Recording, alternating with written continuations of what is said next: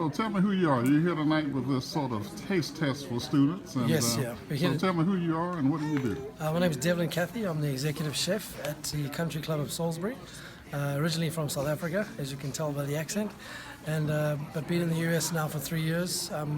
Just finished working on the super yachts before I moved to North Carolina, and taken up this position so I can spend more time at home and with the kids.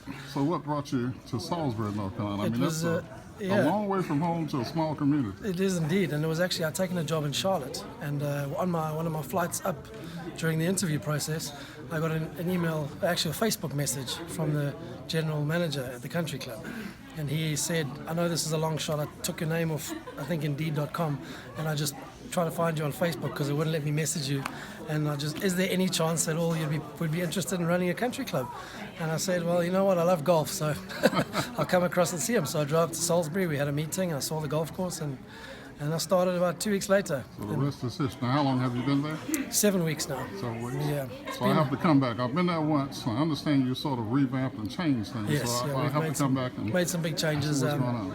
Yeah, a lot more modernising the techniques and modernising the cleanliness, if you want to put it that way. All right, so you're upgrading it. That's I'm what you're upgrading saying. it, yeah. We're upgrading it, we're making some positive changes, Right. changing the menus, getting away from the old 80s, 90s styles of everything's buffet. Right. You know, I'm trying to do more plates and more fine dining, trying to lift the standards a little bit. So I understand that we have some students here who are interns with you, and so how Yes. did that partnership come about, and how is that working? Strange enough, it was again another great coincidence. The same way I arrived in Salisbury was I actually just going through the structure of how I'm going to work the club and how many chefs I need. I actually needed to fill 3 positions, and I was on that day that I was going to start advertising for 3 positions.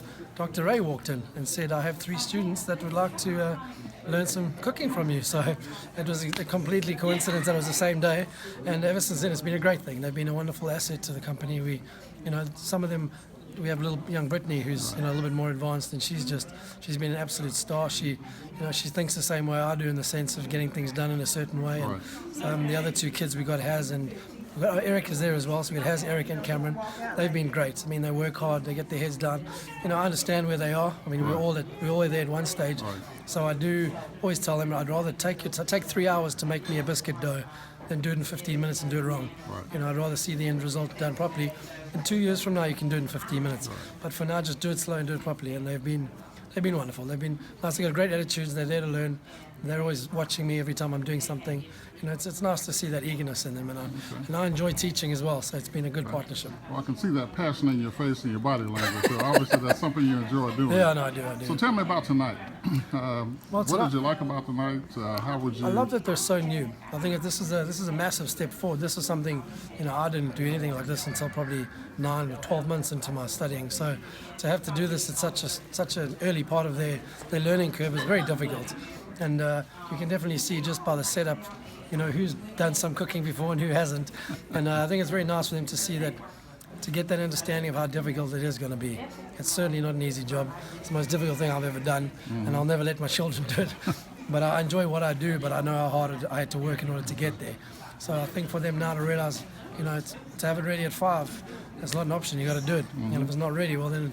So what was it that piqued your interest, or was a catalyst for you becoming a chef or wanting to cook? Strangely enough, it was because I was a hotel manager and in the UK, in England, and I had a few run-ins, shall we say, with the executive chef, who was a Frenchman, and we just didn't see eye to eye. So the owner of the hotel actually organised for me to study in Switzerland, so that I'd become the best all-round general manager you could get, essentially. And then once that started the ball rolling, and then it ended up I had quite a passion for it, so and that was 9 years ago. So I've been a chef ever since, and then I've been lucky enough to work in some phenomenal restaurants, catering companies. I worked in some African safari lodges, and then most recently on the super yachts. So I've been to some really interesting places, and it's taken me through an interesting path. Quite a bit of exposure. Yeah, a little bit, Different things, right? Absolutely. And then, of course, I ended up in Salisbury, so that's like the pinnacle. This is kind of going in reverse, I believe. Most people will start here and end up in Switzerland. Exactly. Yeah, something like that, right? But it's, just for the kids to grow up with that more southern mentality is the kind of our whole ambition, was why we moved here. And if I can bring my experiences and pass them along to people and make them more interested in what they want to do, well then that's a good foundation for them. So what do you say about the school? So it's the hospitality management and culinary arts. Dr. Ray is outstanding. I've had the opportunity to be here a couple of times and Sure. see what's going on. But what's your impression of what's Very happening impressed here? so far, and I think the fact that they managed to grab hold of this facility is phenomenal, and it's a great foundation for where they want to be. And to see the way they're doing things, the opportunities they're giving these kids, I think this is going to be a phenomenal program that in years to come will be filling up into the hundreds, I'm sure. And I'm guessing that's where they want to be. Right. And I think with the right, with Dr. Ray being at the head, I think it's going to be a good school, and it'll be nice to have me just down the road and be able to pull them in their 20s if I need them. You got a direct pipeline. Exactly, and yeah. right on It's got to over, keep right? friends with the right people. So I almost get like some cheap staff in the future with the internship. So your name again? It's Delvin Cathey, Devlin, and you are. the executive chef of the Country Club of Salisbury. So people ought to come over and check out your food as well as Absolutely. coming here Or as just well. join membership. Bring on the membership. We appreciate your time. Not a problem. Thank you very much.